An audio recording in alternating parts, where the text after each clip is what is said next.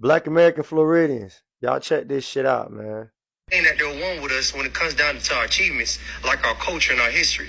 The Florida Seminoles had nothing to do with Haitians. So let's be clear. We're not going to take away from the achievements of Black Americans, their struggle, their fight, the Florida Seminoles. But I will say this about his statement. Two things could be true at once. This man right here is George Biasu. Now, if you know anything about Florida history, it was ruled by the Spanish. This man right here was the second in command in the Spanish army, and he helped train some of the Florida Maroons, and he even made Florida a... Fuck no. First of all, George Biaso's contribution to the Florida Seminole Wars was slim to none, and that's just me being generous.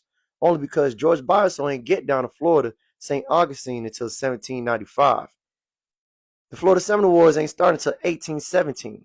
George Biaso died in 1801. So what we talking about? And although he did come down under the Spanish ruling as a commander, he didn't come over here with no fleet or no army. He got exiled out of Haiti for siding with the Spanish. Back then, it was the French versus the Spanish over what we call Haiti. They were calling Saint Domingue.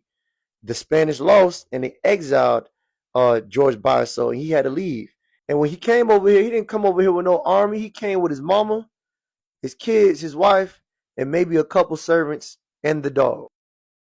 When we speak on the Florida Seminoles as Black Americans and Black Floridians, we're only talking about two people. The first people we give credit to is us as Black Americans, Chief Osceola and John Horse.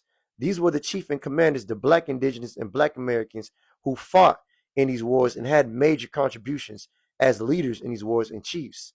They didn't side with the Spanish. They didn't side with any Europeans. They fought with the Black indigenous on this land as their own entity.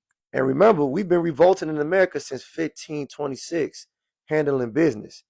As Black Americans, we are the only groups of Blacks who experienced slavery and have not been defeated. We're still here and still thriving, unlike many other groups of people. We have to remember that. Anyways, y'all boys stay up top.